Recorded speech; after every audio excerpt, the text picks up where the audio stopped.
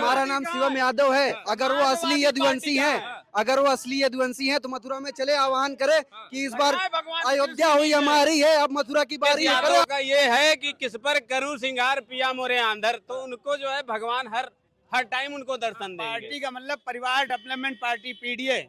दूसरा यादव मुख्यमंत्री नहीं बन सकता, दूसरा यादव सांसद नहीं बन सकता, दूसरा यादव सपने में आएंगे, ये हकीकत में कभी नहीं आएंगे।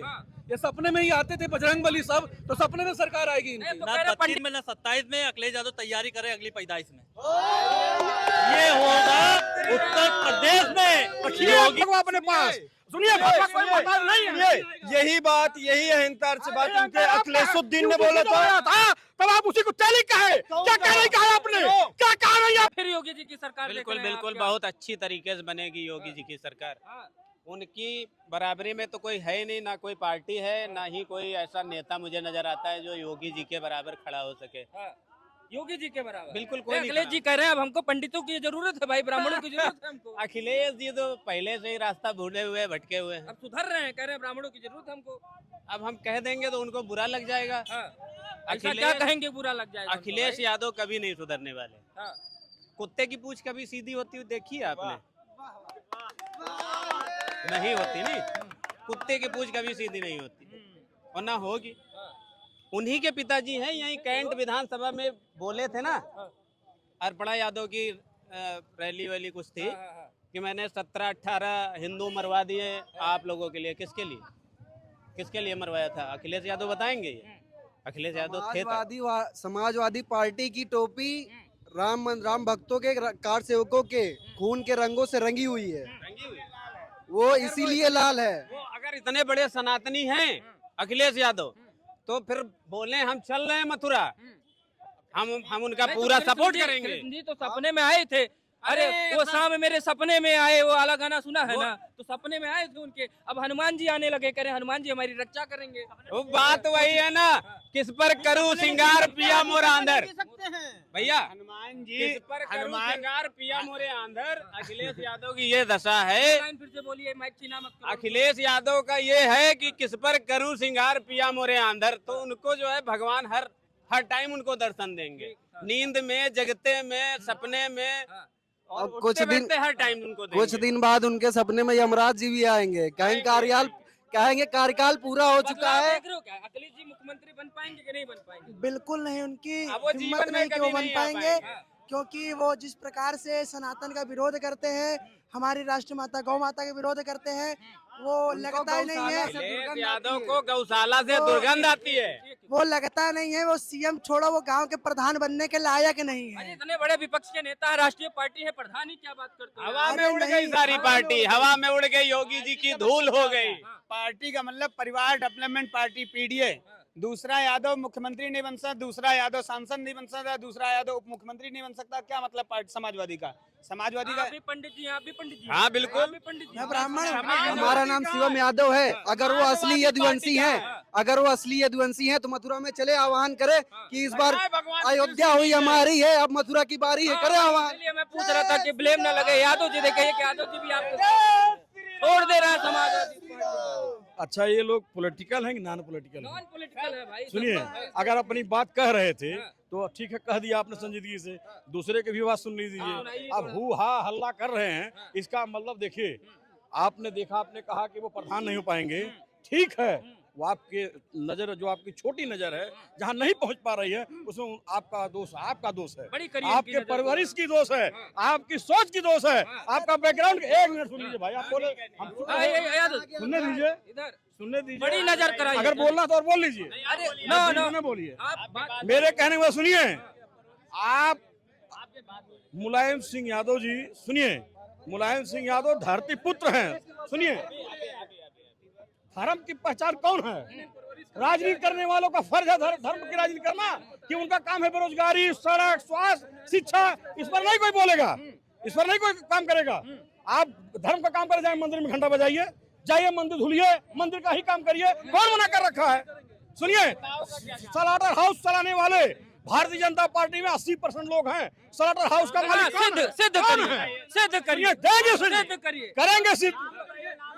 सिद्ध करिए। सुनिए, सूची ला के देंगे। आप एंकर जी, आप भाजपा के हैं खाली खाली भाजपा के हैं, जब आप भाजपा बुलाया गलत बयानी नहीं, सुनिए, गलत बयानी नहीं। आप एक मिनट रुके, आप एक मिनट रुके। आपने आरोप लगाया कि सबसे ज्यादा भारतीय जनता पार्टी के पास स्लॉटर हाउस है, तो हम गलत बयानी थोड़ी करने देंगे। आप सिद्ध करिए, सिद्ध करिए। तो खाली भाजपा के भाजपा मैं कह रहा हूँ सिद्ध करिए। मैं पत्रकार भाजपा का कहाँ हो गया भाई? देखिए ये समाजवादी लोग कंफ्यूज हो चुके हैं। 27 में कोई सरकार नहीं आ रही है, डरे हुए हैं। चुनाव नहीं होगा, 29 में मोदी बदल जाएंगे और उसका पहला बदल जाएंगे मोदी और योगी बदल जाएंगे। सुनिए, फिर कौन होगा जब चुनाव समाजवादी सरकार आएगी? 24 में आई थी। इस बच्चे से पूछिए 24 में कहा था, पूछो साइकिल कोड दिया था नहीं दिया? साइकिल कोड दिया? अरे साइकिल मेरा एक मिनट, उस समय मैं 18 साल का हुआ ही नहीं था। उस समय मैं 18 साल का हुआ ही नहीं था। अब 18 का हो गया। हाँ, क्या देखिए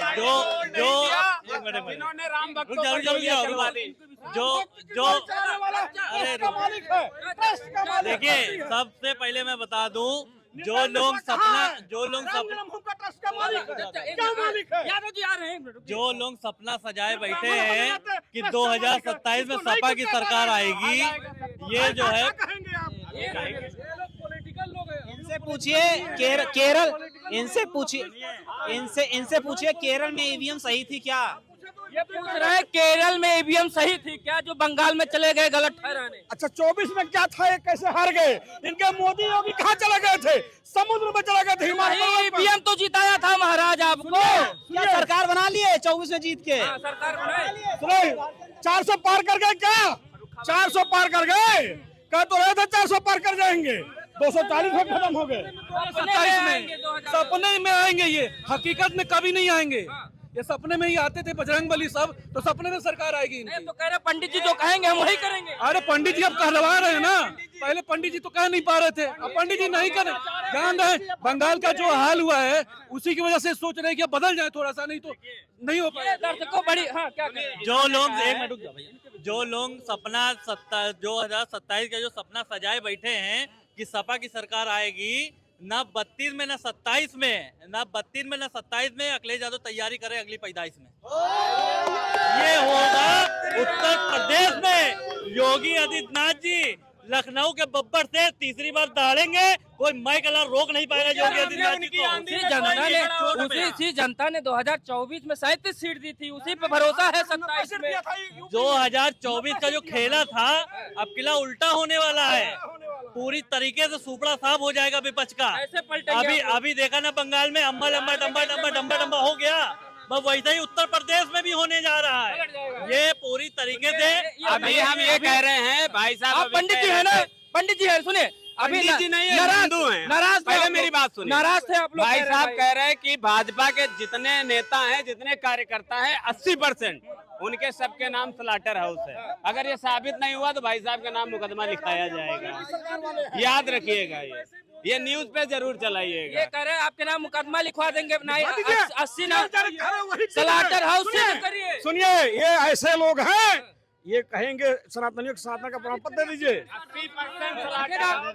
ये देखिए, ये एग्जांपल दिया कि क्या कहे कि नहीं 24 का एग्जांपल दिया ना कि 24 में यहाँ बंगाल में कितनी सीट थी 24 में लोकसभा में, और क्या हुआ विधानसभा में?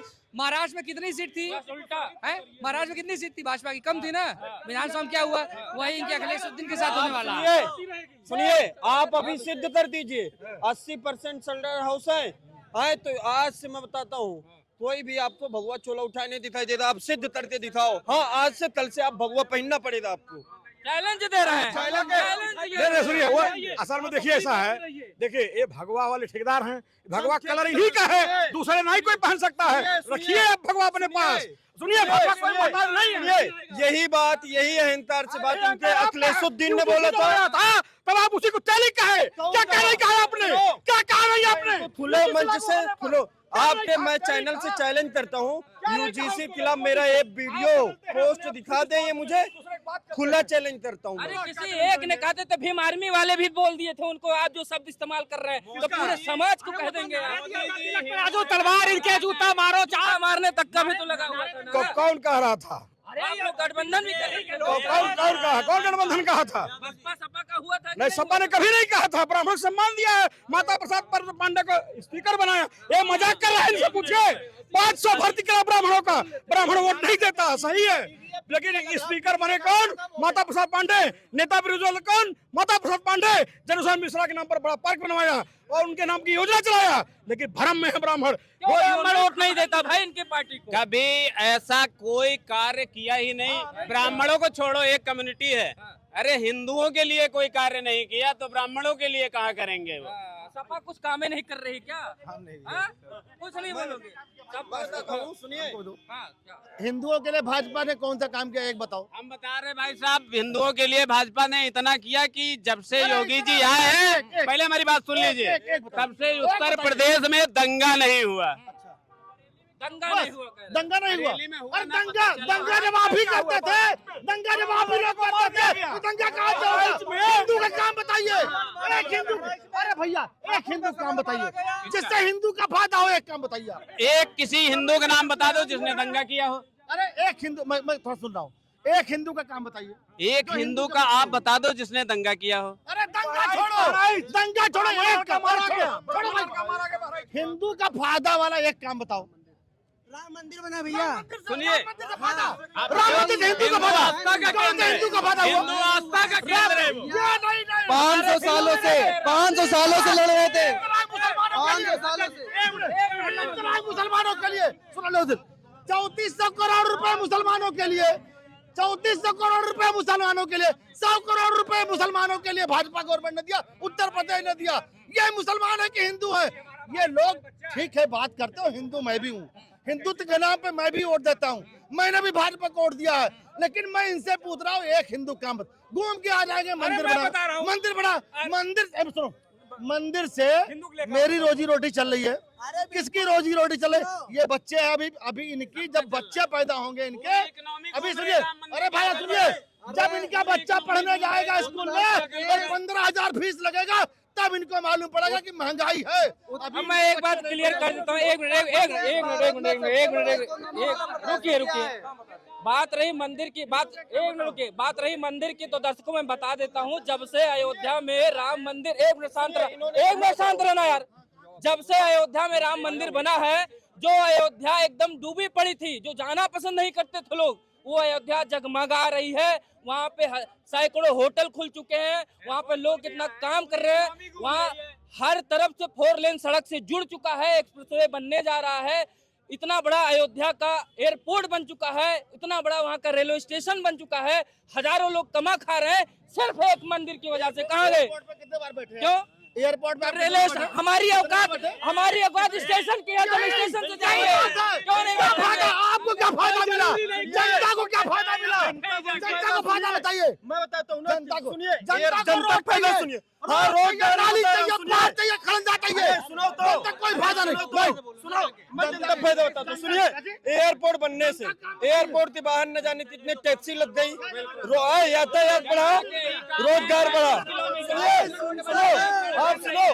सुनो, एयरपोर्ट बना, मार्केट बढ़ी, मार्केट इसलिए बढ़ी भाई, जब बाहर से लोग आएंगे दर्शन करने वाले तभी तो खरीदेंगे।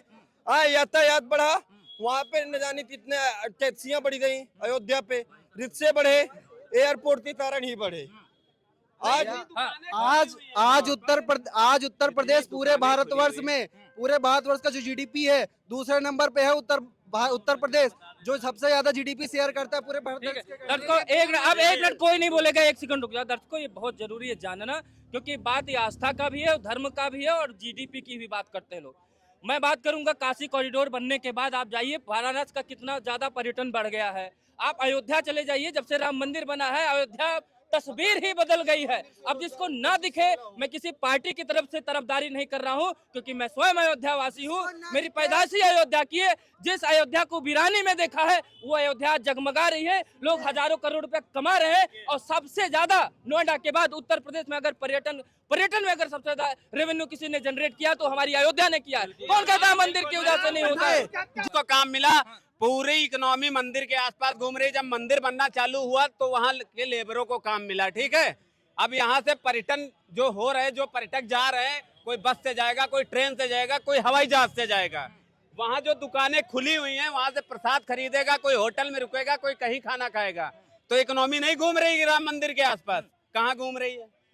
अब उनको नहीं दिख रहा है तो क्या करोगे भाई? वही बात है ना। जिनको राम मंदिर की अच्छाई नहीं दिखती, अपना डीएनए चेक करे, सनातनी नहीं है, कट्टर बनते वो कटी पतंग होंगे वो लोग। एक समय वो था जब ताजमहल बनवाया था तो उनके हाथ पैर काट दिए गए थे। एक समय वो है जो लेबरों को काम किया गया, उनके ऊपर फूल वर्षा हुई, पुष्प वर्षा हुई। ये कह रहे हैं जो राम मंदिर की बात नहीं करता है वो सनातनी नहीं है, सही बात है। लेकिन जो कहता है कि भगवान, सारे भगवानों को सारी जवानी खोल दिया, सारा बचपन खो दिया, भगवानों ने कुछ नहीं काम किया, इनको पानी में फेंक देना चाहिए। और जो ये कहता है कि हिंदू कोई रिलीजन नहीं है, जो ये कहता हो जाके भीम सभा में कि आप लोग जो है बड़े सताए गए हैं, आपको पानी नहीं पीने दिया गया, आपके पूर्वजों को पढ़ने नहीं दिया गया, अब तो आप लोग बदला लेंगे, तो कौन है वो कौन है? वो हिंदू है? क्या है वो? मैं पूछ रहा हूँ वो क्या है, आप बताइए। मोदी जी और रही नहीं दूसरी बात, जिस तरह से सदन बुला करके आपने SC/ST जो सुप्रीम कोर्ट ने स्टे दे दिया था, माननीय मोदी जी ने सदन बुला करके 22 धारा से 22 एक्ट से उसको बढ़ा के 47 कर दिया। उसी धारा से सुप्रीम कोर्ट के फैसले पे क्यों लड़ने दिया? आप सदन में बुलाते और राम मंदिर का जो है फैसला करवा देते और सदन में पास करवा देते। नहीं, राम मंदिर का मुद्दा नहीं, राम मंदिर हमारा मुद्दा नहीं है। बात सुन लीजिए, राम मंदिर पे डिबेट करने लगे। जो वकील लड़ रहे थे उनको किसने पैसा दिया? भाजपा ने दिया क्या? और भाजपा ने मंदिर में कितना पैसा लगाया बता सकते हैं आप? कोई बता सकता है? भाजपा ने एक पैसा नहीं लगाया बल्कि कमाया है।